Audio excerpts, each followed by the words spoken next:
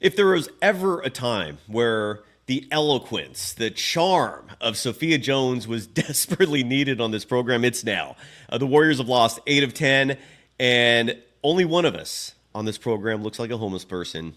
It is not Sophia Jones. We're stoked that she's on the program. We're talking about the Warriors slide, what's gone wrong, how the Warriors could fix it. Is Dennis Schröder the answer? Let's talk about all that. It's the Golden Days. Sophia Jones is joining us today. Always excited about that. Let's get into it. They always find something to nitpick, and that's because there's expectations for us to win. It was a pretty crazy night. Let's go! In a minute, I'ma need a sentimental man or woman to pump me up. Come on and break me off. 'Cause I get what I want and I like what I see. If you got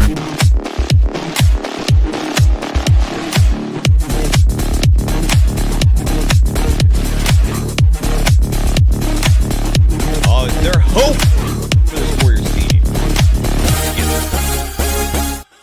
Welcome to the Golden Days. I am one of the two hosts of this program for this Monday afternoon.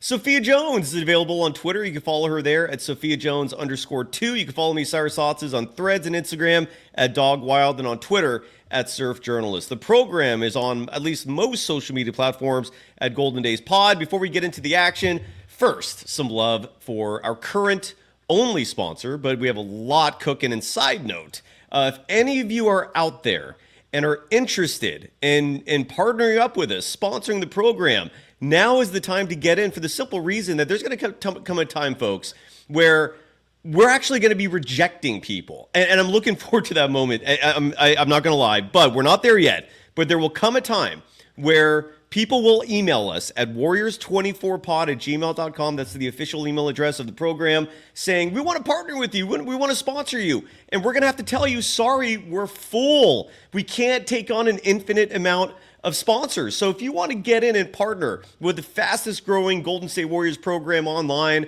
email us, warriors24pod@gmail.com, where you can get the kind of love that we give to clients like BetOnline, who continues to be the world's most trusted betting platform and your number one source for online betting. From the earliest odds to in-game live betting, BetOnline provides you with all the action and the ability to watch the games as they happen, with the largest selection of odds on everything from football, the NBA, college basketball, NHL, UFC, and so much more. Head to BetOnline today, and don't forget to use the promo code Believe. It's the name of the network that we're on. It's spelled BLEAV. Again, use the promo code Believe, BLEAV, for your welcome bonus on your first deposit. Bet online.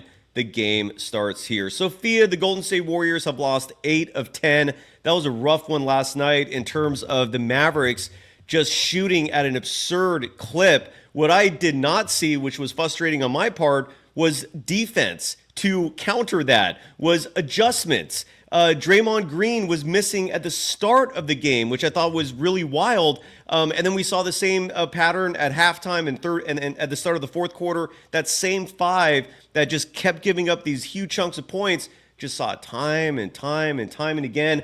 And that is what stuck out to me. I know there's only so much you can do when Luka Doncic is on fire like that, but I would have liked to see some adjustments. It's been a frustrating stretch, which is one of the many reasons why it is a delight to have you on the program, Sophia. What have your thoughts been in this slide that has resulted in 8 of 10 losses for the Golden State Warriors?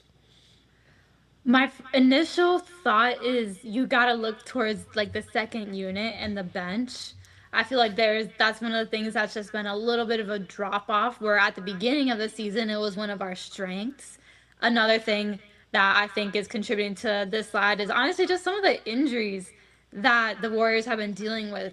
Draymond was out sometime, Wiggins was out sometime, Kuminga was, which those are pretty big players for the Warriors offensively and defensively. So I just really think that those reasons, and on top of the fact that throughout this stretch, there were just a lot of really tough opponents as well, which is another thing to make note of. But true. Good point. That's a good point. Yeah, that's just my initial thoughts from this hard stretch that the Warriors have been experiencing recently. And I'm seeing in the chat, for example, and I really don't like this. Like MVP JB, you can do better than this. Saying at this point, trade Kuminga and Podziemski for what? Cam Johnson is simply not good enough. And folks, when you're talking about trading these young pieces, keep this in mind. All right, it's very important to keep this in mind because Joe Lacob and Mike Dunleavy Jr. certainly are. Which is Stephen Curry's 36 years old. He turns 37 on March 14th. Draymond Green's going to turn 35 this year.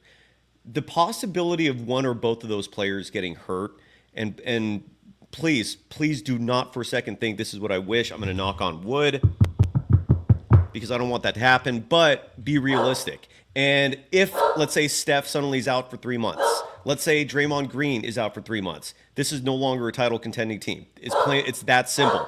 And if that happens, and you've given up Jonathan Kuminga, and I know Brandon Podziemski's having an awful season. I'm not as focused on him because if they traded him today, so be it. But the future is sacrificed, and you're left with a team that is hollow in terms of any future aspirations and hollow in terms of any present aspirations. That's why you need to be very, very careful if you're going to trade a piece especially like Jonathan Kuminga, but even Brandon Podziemski, who I do think has a role and could still be a player someday. As my dog is making a lot of noise, I apologize for that. But Sophia, what are your thoughts on that? Because I'm seeing a lot of frustration from Dub Nation, and I'm seeing a lot of comments like that. But again, folks have to remember that Kuminga could still be a star in this game. You see him actually contributing when he gets minutes. I don't even understand why his name is being brought up. I mean, it was not his fault they lost that game last night. But Sophia, what are your thoughts on just the idea of trading either or Podziemski or Kuminga, as some people are suggesting? I do think that it is an overreaction. And especially when looking at Kuminga, where these past couple of games when he's been getting more minutes, he's been getting the starts, he's really been able to produce for the Warriors. So that's something that is one of the bright lights, not one of the downfalls of this team and roster right now. With Podziemski, he hasn't been having as strong of a year as last year, but he's one of those guys that understands his role within the team. He's not coming into the game to be the person, but he's just going to make all those hustle plays in which, honestly, all teams need one of those people. But I wouldn't panic and think about trading them right now. No, I wholeheartedly agree with you. But Sophia, you mentioned the strength of schedule, which I think is a very valid point. You look at the Warriors' recent history of games, and you're right. None of these teams are scrubs. I did think losing to the Brooklyn Nets was painful of all of them because the Nets are a team that was trying to tank, and it's a huge reason why the Warriors did get Dennis Schröder for practically nothing. Someone in the chat as well mentioning in terms of why Draymond Green came off the bench. Let me find that comment because it wouldn't surprise me if there's truth to that here. A Touch of Madness is saying that there was an interview from Draymond Green where he said, and we're going to play some sound from Draymond in just a moment, but according to Touch of Madness, that Draymond Green and Steve Kerr had an agreement for him to come off the bench. But that agreement, if I remember correctly, if we're talking about the same soundbite, Draymond agreed to come off the bench after missing a couple of games because of a calf strain that thankfully seems to be past him. But the goal of that move was to give Kuminga playing time. And my response to that is why does it have to be either or, right? Like why does Draymond have to come off the bench in order for Kuminga to start? Why can't Draymond and Kuminga start? Like why is? I guess Sophia, I'm curious to know what your opinion on this is why is there a certain aversion for specific combinations? And case in point, I brought this up a few days ago, and I'll bring it up again. The fivesome of Stephen Curry, Andrew Wiggins, Jonathan Kuminga, Draymond Green, and Buddy Hield, who can be very streaky. We're learning that where he might have some off nights here and there, but I don't think it means you just immediately cut him out. But anyways, my point is those five haven't shared a single second on the court together. And there's a lot of people that might think those are the five best players on the Warriors. So there's a considerable peculiarity when it comes to the combination of lineups. And what are your thoughts on the fact that, at least according to Steve Kerr, apparently, Draymond Green and Jonathan Kuminga, they can't start together? I think that's kind of wild. What are your thoughts on that?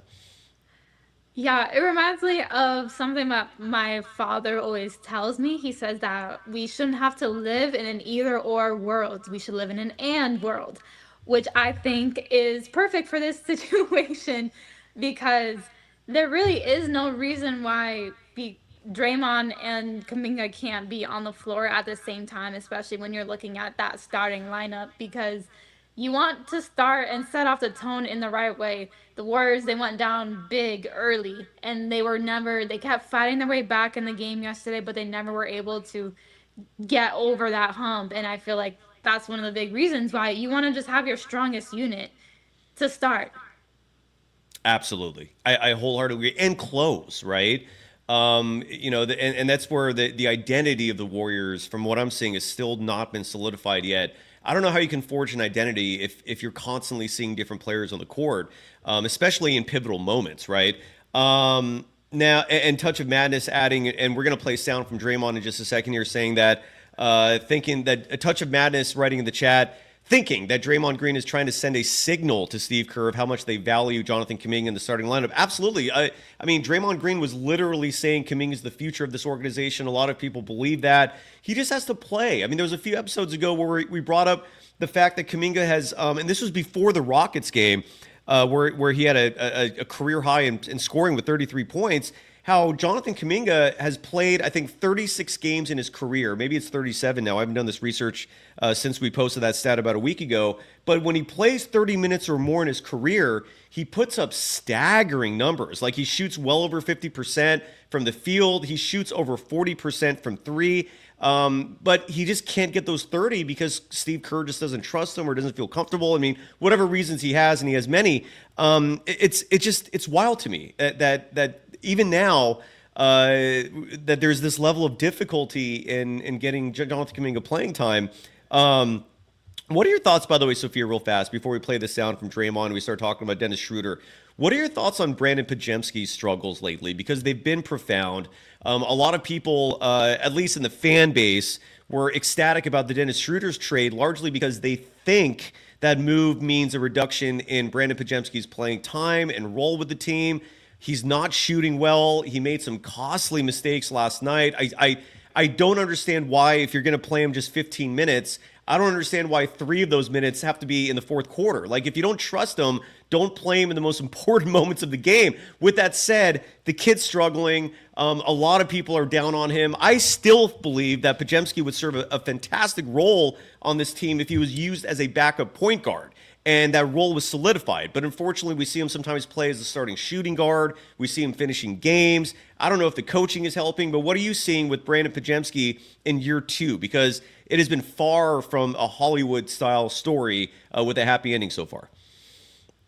Yeah, everything that you said, I pretty much agree with, just about the fact that he hasn't been having as strong of a year so far this season. And when you talk about the lack of consistency within his minutes, whether he's playing, sometimes he plays a lot of minutes, sometimes he starts, sometimes he's point guard, sometimes he's shooting guard, and that lack of consistency, I definitely don't think really helps his case and him being able to get himself out of this little slump. But also at the same time, he's one of those players that, because part of his role will always just be to hustle and do all the intangibles like rebound, take charges, pass, but that's just not really what the Warriors need from him. They need him to be able to be more of a scorer. That's something that they touched upon in the offseason and during training camp, where he was expected to have a bigger role this season. Yeah. And again, those comments that he made where he was talking about his importance of the team, how like Steph and Dre look up to him. Again, I don't know if there's any correlation there between those comments and what we see on the court, but Buddy Hield was frustrated at him. I think most of us saw that. We talked about that with Rick Barry the other day, where Pods went under a screen instead of fighting over it. It resulted in the Fred VanVleet three that cut a 4-point Warriors lead to 1, and then they ultimately lost that very frustrating game. Yeah, there's a lot going on there. There's no doubt about that. And this is where, again, a coach needs to step in and be a leader, and very curious to see how this goes. But the Dennis Schröder piece is now here. I don't know if we're going to see him next game. That remains to be determined. I haven't seen much news about that. But Mike Dunleavy Jr. talked to the media this morning. And when I say the media, a handful of people on Zoom. I did not get that invite, unfortunately. But anyways, I'm kidding. These invites only go to like the beat reporters and folks who are at the arena like practically 7 days a week. So we'll play some sound from that in just a minute. But I want to first play the sound from Draymond Green after last night's game, because I believe Tim Kawakami asked him about the addition of Dennis Schröder, and I thought his comments were fascinating. Let's hear from Draymond Green. This was following last night's loss to the Dallas Mavericks, and here's Draymond talking about new Golden State Warriors member Dennis Schröder. A little different thing. Obviously, the previous losses have been a lot of trouble scoring at the end. Not this game, maybe, but obviously the acquisition of Schröder was meant to kind of answer that. What was your reaction to that, and how do you think he's going to fit with you guys? I don't think he was necessarily brought here to fit. We play a certain style of basketball that he does not really play. And I don't think the goal is to get him to play the style of basketball that we play. We need someone that can do the things that he does. And so I'm looking forward to us adjusting to him. Not necessarily, he'll have to adjust to some things, and he's a pro, he understands that. But we have to adjust to him because he's bringing something that this team needs. And to just, to just think or make him fall in line of what we do, we wasting our time and even bring him here. Because we need somebody that can do what we necessarily don't do. And I think that's what he'll be for us. Have you gotten to know him through the years? He's definitely a kind of different kind of character, but what do you think of his personality, like just kind of the way he carries himself? I've definitely gotten to know him a little bit through the years. But I just love the demeanor that he carries himself with. He carries himself like he belongs in every room at all times. And I respect people like that. So looking forward to obviously being teammates, getting to know him better. But I know who he is and what he is, and that's what's most important. Sophia, those are some interesting words. Your thoughts. I can't wait to hear your reaction. Side note, before you react, I want to remind people, you play D1 basketball. You're currently an analyst covering USF Dons basketball. You grew up in basketball. You know the game. I value your opinion tremendously, and I feel everyone else should too. I just want to preface your words by saying that floor is yours. Thank you. In response to his first set of comments, where about kind of adjusting to how Schröder is going to play, that was definitely interesting. But looking at these past couple of games, especially for the Warriors, it's not really like offensively, except for last game, of course. But it's not really like offensively they had a ton going for them. So I think just a little bit of a switch up, maybe a tad bit of a change of pace could potentially be a good thing. And with Schröder, he provides that needed offensive boost for the team, especially in those non-Steph minutes that I think he'll be especially crucial. With his second comment about the type of person that Schröder is, I think Draymond and Steve Kerr have both said this before, where at their core, they're competitors. So they get along with other people that are just competitors, which is exactly what I see Schröder as. And so I think that's why Draymond spoke so highly of Schröder and why this could potentially be a good fit. What are your thoughts on Schröder? And I agree with you, and I know I've been more negative than I probably should have the last few days. A lot of that is just frustration over losing 8 of 10. A lot of that is I've said this before and I'll say it again, and this is genuine when I say this. Growing up watching Don Nelson and his infatuation with shorter players, prioritizing speed over size. At a certain point, I feel like Warriors fans from that era got so tired of it and were borderline traumatized for it. And I know that's some hyperbolic verbiage I'm dropping here, but relatively speaking to sports, right? It was traumatic. And then to see it come back again when no other team is doing this, it's a bit much, is what I'm trying to say. I'm overwhelmed. I'm tired of the Hobbit stuff. And so a 6'1" guard being like the big move drew a lot of skepticism from me, right? And on one hand, I love the trade. I do think it does improves the team tremendously in the sense that he's a damn good replacement for D'Anthony Melton. D'Anthony Melton was awesome. Blew me away as a free agent acquisition until the durability issue kicked in, obviously. And I do see Schröder fitting that role. I like it a lot. It's just for me, it's not enough. Like with Steph's career at where it's at, where we can kind of start to see the wind down a little bit. I still think he's one of the best players in the NBA, but for the folks wondering, is this man aging before our eyes? Welcome to reality. This is life. Everyone ages, everyone gets older, and people slow down. He's 36, turning 37. If you see that, it's because it happens to even the best of us. With that said, I do believe that this team, with the right moves, can still win one more championship. Like, that window is still open to me.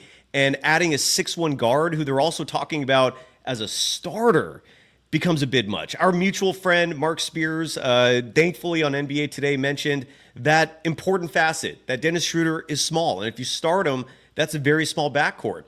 With that said, love the move. I just don't think it's enough. If it means more is coming, and we're going to hear from Mike Dunleavy Jr. in a second, great. But at the moment, it's just I'm a little underwhelmed by it. With that said, I do think it's a great move. But what are your thoughts? Because we were talking before we started recording about Schröder as a starter. What are your thoughts on that? I think there are better options in terms of starting, but it seems like this is the path they're going to go down for now. What are your thoughts on Dennis Schröder starting for this team? I personally think that his purpose would be a lot better coming off the bench, especially stepping into a new team. You're still learning a lot of the offense and defense, and starting right out the gate is a little bit of, you're just trial by fire, I guess. Yeah. But I like I said, I really do think that Schröder has a better place just being the point guard and in charge of running that second unit, because that's where we've seen those offensive lapses sometimes before. So I think that he would better be served in those minutes and in the non-Steph minutes especially. But yeah, starting, it will definitely be interesting to see, especially since he's barely touching down in San Francisco before he gets into a Warriors jersey. And the good news is the Warriors don't play again until Thursday. I honestly feel like this is the best part of the NBA Cup, is the reprieve that teams and players are getting at this point of the season. They get to just chill out for a little bit and rest their bodies. And this also gives the Warriors the perfect opportunity to integrate Dennis Schröder into the team, because they have until Thursday when they play the Memphis Grizzlies. That's next on the docket for a Warriors team that, again, has to turn this season around. There is no information yet in terms of whether or not Dennis Schröder will play in that game, but it seems like it should be okay. There's enough time to integrate him. We shall see. In a perfect world, Sophia, and I've said this before and I'll say it again, in a perfect world, at least from the way I see it, your Warriors starters would be Steph, Wiggins at the 2, his natural position, Jonathan Kuminga at the 3, his natural position, Draymond Green at the 4, his natural position, and then either Kevon Looney or Trace Jackson Davis, depending on matchups. I was sold on Trace Jackson Davis. He has struggled. There's no denying that. I don't know if the solution is to just bench him, but that's, the reduction in playing time has been largely the result of a regression in play by TJD. But with that said, I think he's still very much serviceable, and I think defensively he does bring it on certain nights. But that would be my starting 5. And then you bring Schröder off the bench as your primary backup point guard. And Pajemski is someone that you develop, that you maybe send to Santa Cruz, that you have him watch and learn a little bit. Maybe he needs that humility. Who knows? With that said, that's what I would do. I think that's what would make the most sense. And then if you trade for Vucevic, I'm going to start saying this regularly, I guarantee a world championship. Like, and I'm calculating the NBA landscape. I'm calculating the Warriors themselves. I believe fervently that if, let's say, the trade is GP2 and Guy Santos, and a future a couple second round picks, a future first, even if that's what you have to do, fine. To get Vucevic, you're getting a championship. The look of that team looks perfect to me. With all of that said, what's your reaction to what my thoughts on the Warriors starting five and who should play?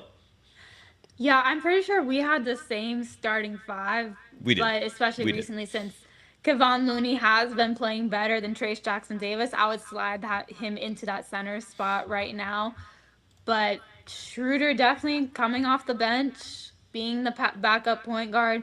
And with Pajemski, even if it is something where in Santa Cruz he just needs to get a ton of minutes in, get a couple 30+ minute games to get himself, just see the ball go through the net, come back more refreshed. Don't really know, but I definitely do think that Schroeder to that second unit is going to be the best move. Yeah, and let me ask, Sophia, in your honest opinion, because a lot of people celebrate this Dennis Schröder trade largely because they think it's going to diminish Pajemski's role.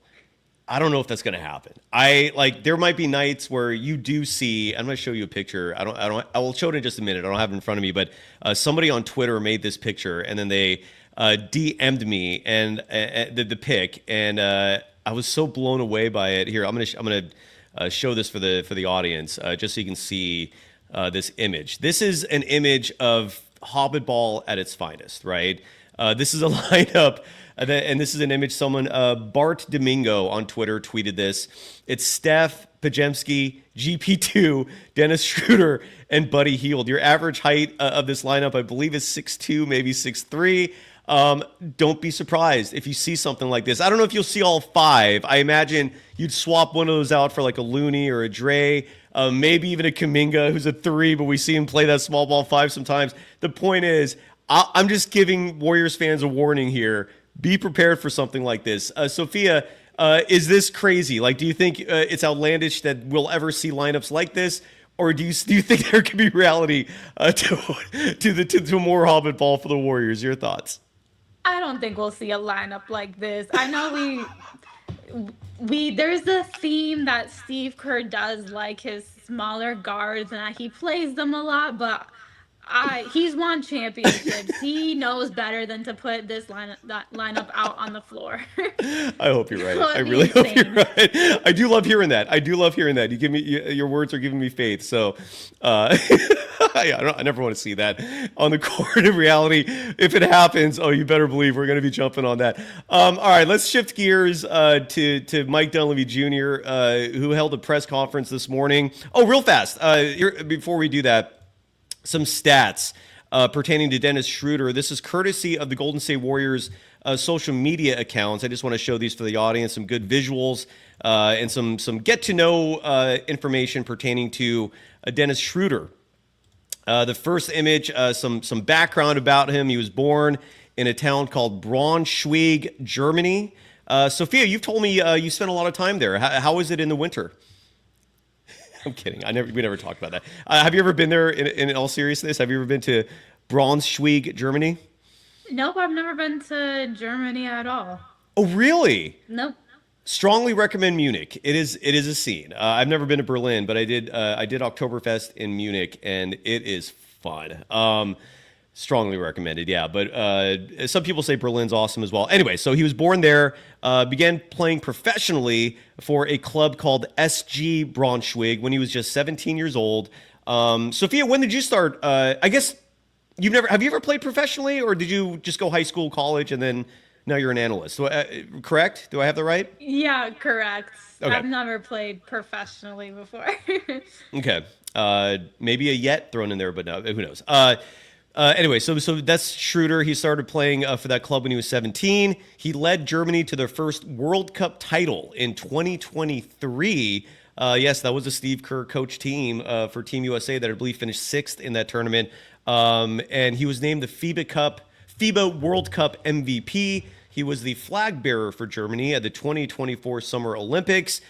During those same Olympics, he averaged 17.2 points, 7.5 assists, and he leads all German players in NBA history. Dirk Nowitzki immediately comes to mind. I think he's German as well. Schröder leads all Germans in the NBA in history in assists and ranks 5th in scoring. One last thing that the Warriors put out there for some get-to-know information. Dennis Schröder has the best mid-range shooting percentage at 60.5% of any player in the NBA this season with a minimum of 40 attempts. That's a stat I could happily live with, Sophia. A mid-range shooter that is immensely accurate. Any thoughts on Schröder before we hear from Mike Dunleavy Jr.? Yeah, if the Warriors get anything close to how Dennis Schröder performs when he's on the German national team, things are definitely going to look up because for some reason he gets in those uniforms and he plays out of his mind. So hopefully they get something similar to that. And with the mid-range, I'm a fan. I love the mid-range shot. I feel like nowadays in the NBA, it's very underrated. Yes. So I love seeing that stat. I do too. And I'm not going to lie, and I know the tired joke that I talk too much about Kuminga. People think I'm his fan, even though I like the kid, but I'm not like a fan of his or anything. I just look at the Warriors roster and think, okay, who are the best players in the team? Kuminga's one of them. He should play. It's really not that complicated in terms of why I advocate for this kid is because he doesn't play enough, plain and simple. But with that said, the reason why I bring up Kuminga is because I think his mid-range similarly is beautiful. So to add some additional mid-range shooters to this team, sign me up. I'm all in. Let's hear from Mike Dunleavy Jr. This first clip, we got a few queued up, and this is courtesy of 95.7 The Game. Thank you for doing some of the heavy lifting by posting these clips so that I didn't have to go do it myself. Very kind of you. And here, the first clip is Dunleavy Jr. talking about how this came about. Like Stephen Curry and Draymond Green, did they provide some input to potentially get Dennis Schröder? Here is Mike Dunleavy Jr. talking about the process leading to trading for Dennis Schröder. Well, to be clear, those guys are not banging down my door, calling me, hey, we got to make a trade. We need this guy. We need that guy. They never do that. Do I keep them in the loop on stuff? Yes. Do they double thumbs up on this move? Yes. But I don't want it to seem like those guys are hemming and hawing over, hey, we need to add this guy or that guy. So it's a good, clean process with them. They're on board. Steve's on board. Coaches, I think organizationally, everybody felt really good about this deal, and we went through with it. All right, pretty cut and dry, right? Is there any thoughts on that? No, just kind of the fact that he seems to be very adamant about reinstating the fact that they're not panicking right now, that this is just something that was available to them, and they feel like it can make the team better. That's what I took away. I love Sean McCray in the chat saying, show the text threads, Mike. Yeah, do that. We all want to see it. Just put it on blast. Just put it out on a social media platform. Just screen capture those text threads. We want to see all of it. I'm subscribing to full-blown transparency of behind-the-scenes machinery of NBA transactions. We're obviously being facetious. That's never going to happen. Here, next up is Dunleavy Jr. Talking about how much the Warriors' style of play may be affected by the addition of Dennis Schröder. We heard Draymond Green talking about that, how Draymond actually wants Dennis to be himself, and that the system needs to maybe simplify, needs to adjust. Bringing in a player like Dennis Schröder reminds me of the adjustments the team made for Kevin Durant, another player infamously known for ISO play. Although I don't really identify Dennis Schröder as an ISO guy, but I think the gist is fairly clean. Anyways. Anyways, here is Mike Dunleavy Jr. talking about what the style of play is going to look like for the Warriors with the addition of Dennis Schröder. I mean, I think we're always aggressive. you got to be mindful of what you're giving up, what you're getting back, all those things. But anything to do to make the team better, we're going to do. We're in a time zone here of maximizing our window with Steph and Draymond and Steve as our coach. So as proven here on the first day, we could basically make trades with certain players. We did that, and we'll continue to look at things. But for the most part, I feel good about this team, particularly on the defensive end. And now we add a player that we think can create and generate more offense for us. I want to evaluate and see, but we'll always be looking at stuff. All right. Some interesting things said there. Your thoughts, Sophia?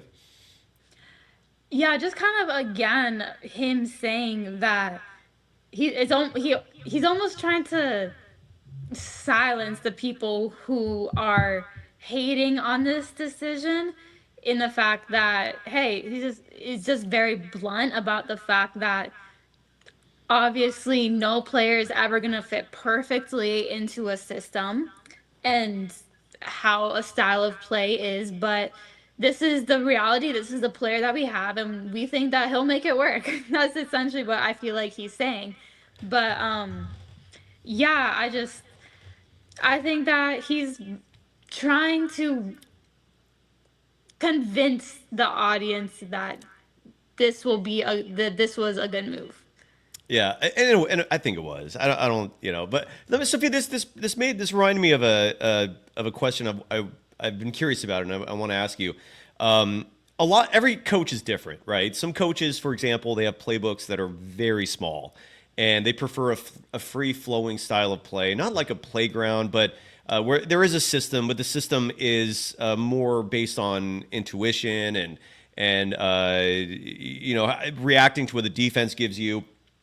In a lot of ways, that's the Warriors, right? They have their after the timeout plays, but for the most part, you see a variation of the triangle with a lot more motion mixed in, and that's Steve Kerr's offense. But then there's also coaches who have big old thick playbooks, and I don't know if that's phased out over the years. Like when I was playing, like some coaches had you memorize like 100 plays. I hated that. I've never been big on memorization. When you were at San Jose State, were you in a system that was more like Steve Kerr's, or more like a coach who likes to call a play literally every possession? What was it like for the offense at San Jose State? Yeah, so I actually had a little bit of both, I would say, because I had two head coaches while I was there. So my first head coach was definitely more free flowing. It was very much, we're going to get the rebound and we're going to push. If you're open for a three in the first 10 seconds of the shot clock, you better take it. And the playbook was thin, and things were more just based off of actions and reads. Right. So we knew just off of a kick ahead or a simple drag what to get into based off of that.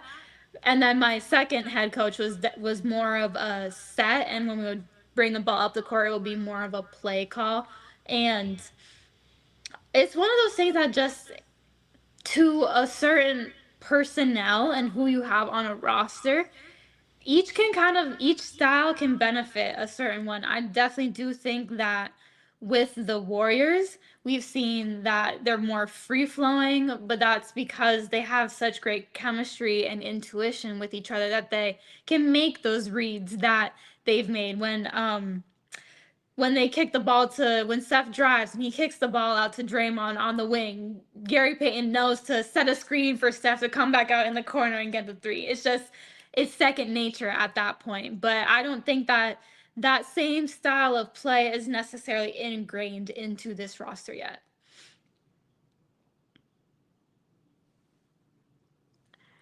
I think you might be on mute.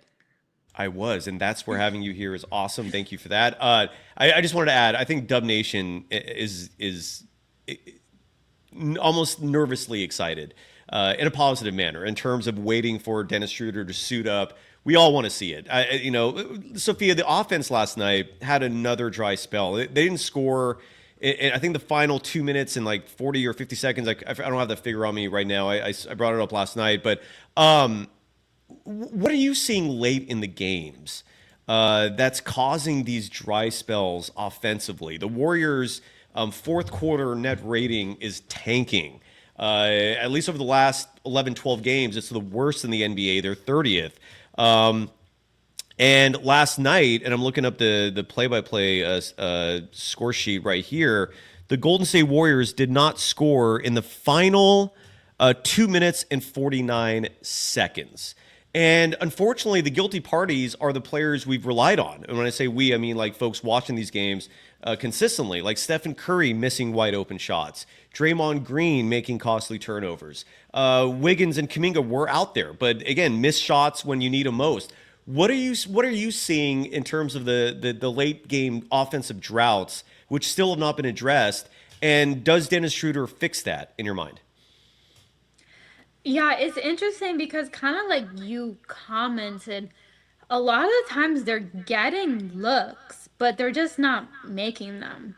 Yeah. In the Rockets game for the NBA Cup, Steph, he had that open step back three, which, I mean, to a lot of people, that's a hard shot, but to him, he makes those a lot of the time. Part of me thinks that because there's so much change in the lineups and especially the closing lineups, that there's still room for everyone to just move freely on the court, because that little bit of hesitation or that little bit of, oh, that person was supposed to cut this way, that little bit of just hesitancy, I feel like could be a little bit of a factor in the situation. But overall, it's just, it's interesting to see because they're getting shots, they're just not making them.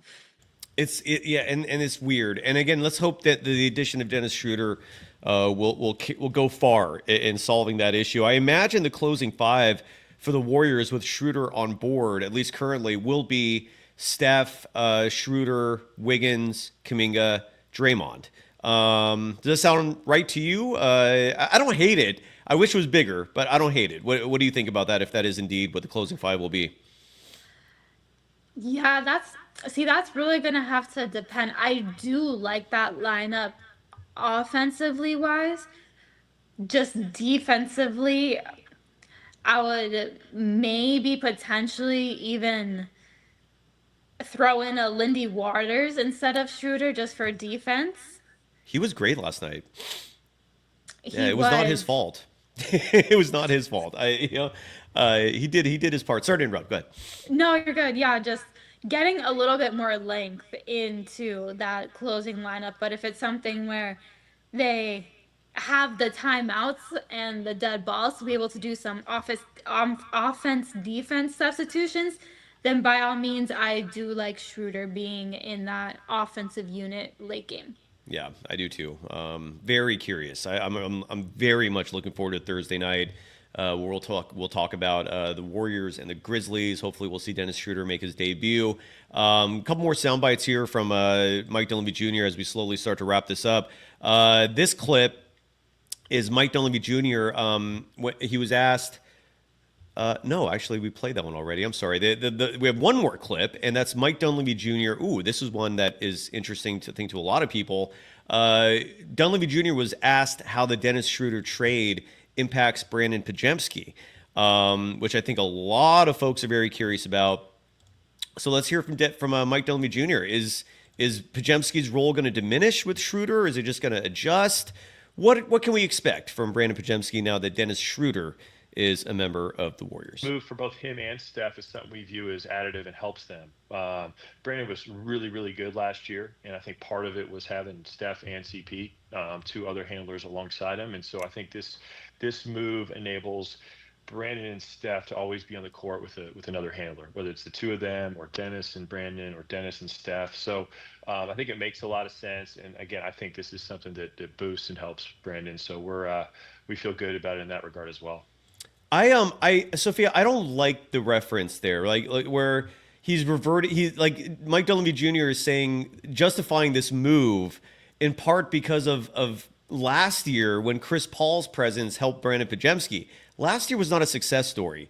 So I know Podziemski had a good rookie season, but trying to improve Podziemski's game, I don't know if that's the mark you're supposed to be aiming for here. I don't know. I actually did like hearing that. What are your thoughts, Sophia? Maybe you feel totally different, and I kind of hope you do, because I'm tired of being negative. I don't like being negative. I don't want to be a negative person. It's just I just keep getting negative information.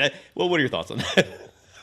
Yeah, Chris Paul, it made sense, the whole just overall point of having having those ball handlers on the floor with Pajemski.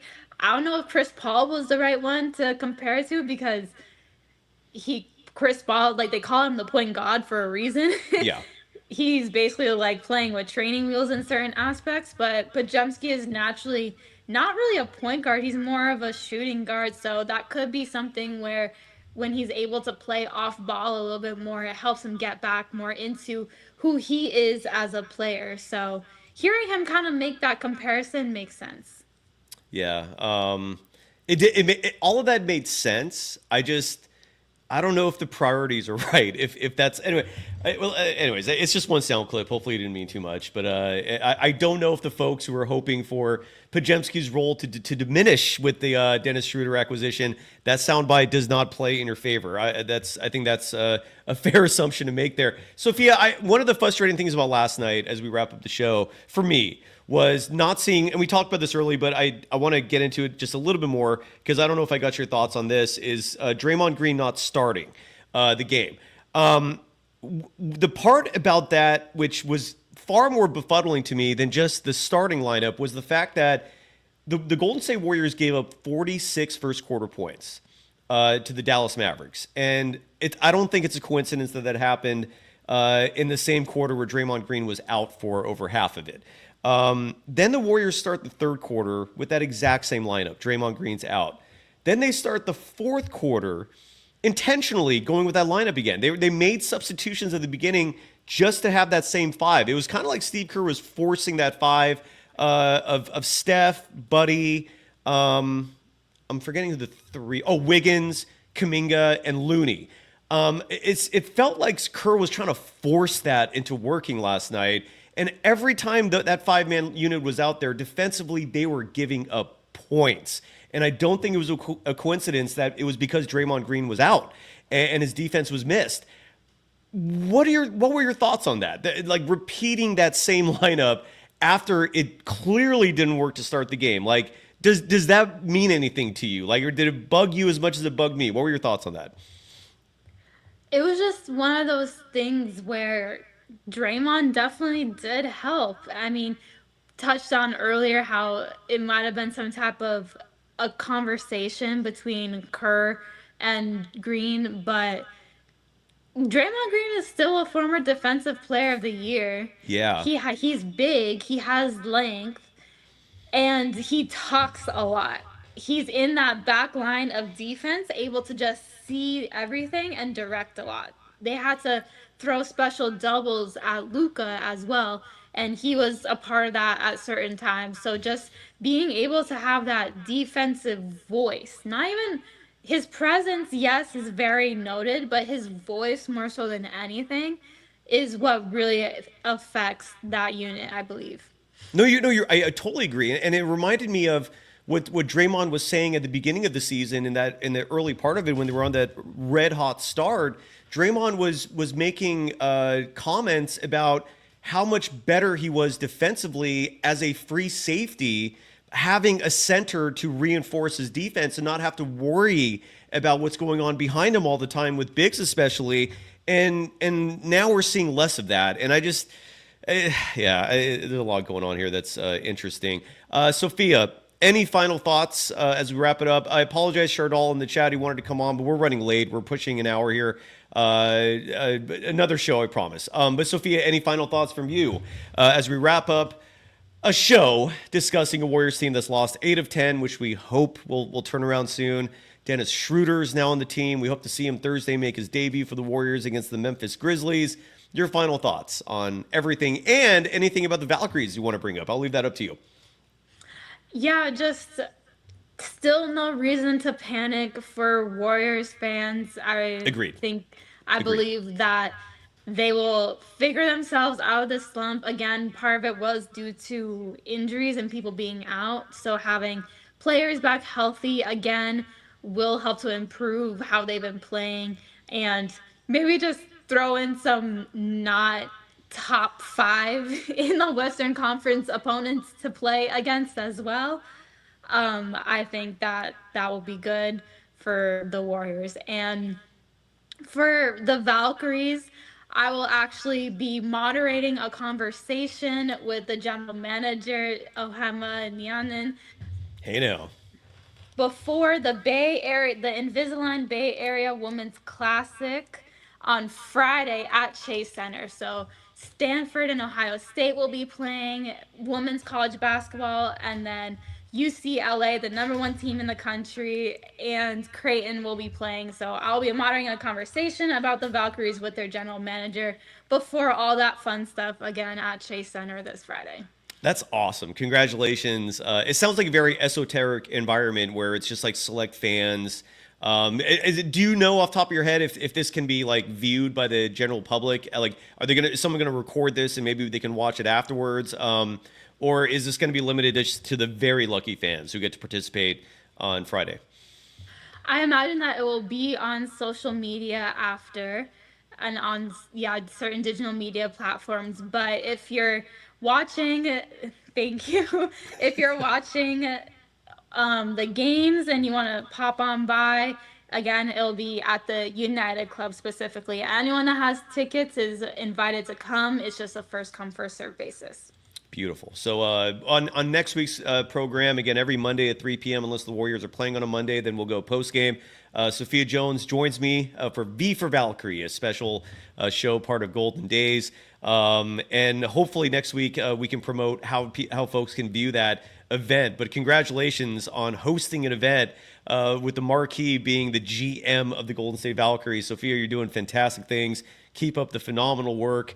SG Sports Talk channel quickly writing that Chardal is desperate for subscribers. So, folks, he's a Golden Dazer, and hopefully this promo will help a little bit. SGA Sports Talk channel wants some subscribers. If you don't mind giving him some love there. And give some love to Sophia Jones on Twitter. Follow her at Sophia Jones _2. Otherwise, I don't know if there's going to be a show tomorrow. It's a long story, but I have a medical procedure type thing. I'm going to be at a hospital most of the day. So there likely will not be a show tomorrow, but we'll get this thing back on Wednesday mornings, or Warriors Wednesdays, I'm sorry, every Wednesday morning with Damon Bruce. That'll be happening. Again, maybe by tomorrow night, Larry Krueger and I will do a show, but things are cooking. And then Thursday night, it's Warriors and Grizzlies, and I really hope Dennis Schröder makes his debut. I'm excited for that. Sophia, always a pleasure. Anything else before we go? Any final thoughts? Anything we missed? No, other than the fact that I felt after watching last night's game, I felt like that was a perfect representation of modern day NBA play with 48 made threes, which is crazy. It just felt like come down and pull. Yeah, and exactly, that was crazy. 40. Look, before we go, Sophia, like, what are your the NBA ratings are down. That's been a talking point lately, and part of the focus has been on just how reliant teams have become on three-point shooting and whether that product is good for the game. What are your thoughts on that? Like, do you think people are tuning out because of this suddenly excessive reliance on three-point shooting? Do you think it's irrelevant and it's just welcome to the world we're in, where there's a million things for people to consume, and it's just hard for even a product like the NBA to keep it up in terms of interest? I don't know. There could be a myriad of reasons, but your thoughts as we wrap it up here, because I just would love to get your insights on what you think is going on with the NBA ratings and whether or not this flurry of three-point shooting, which includes, as you mentioned, a record 48 combined threes between these two teams last night. What are your thoughts on that? Is it too much? Is it fine? Your thoughts? It really depends on the person and the team that are shooting all the threes, because you have certain teams like we saw last night with the Warriors and Mavs where, you know what, it was still really entertaining. But you also have teams that continue to shoot even though they're missing a lot. And that's not the exact style. And also like the comment says, refereeing has been issue as well, where it feels like sometimes players can't play defense. Yeah, look. I don't know if that's a single reason. It's not helping though. I never like it when suddenly we know the names of an official. Like I should not know. I should not have Bill Kennedy, that name now entrenched in my head. I should not be saying that off of memory. Yet here we are. It doesn't help the game at all. I'm with you on that. There's a lot of reasons. Regardless, I'm positive of this. You are not one of the reasons for the decline. Quite the opposite. I strongly appreciate the positivity in the comments today. Sophia, you deserve all the compliments and the love. Thank you, as always, for being a part of this. Thank you to the audience. Now are we good? Are we done? Is it time to go home? Is it time to eat some food and relax and chill and snuggle with our dog? You don't have a dog, though, do you? Do you have a cat? Do you have a pet? No, I'm by myself. Okay. Well, Yeah. You can you get a pet in that high rise you're in? Like, is it allowed or some landlords are so mean. I'm never going to support a landlord Yeah, who. you know what? I can get a dog, but I'm severely allergic to cats, so that's not gonna be an option for me. All right.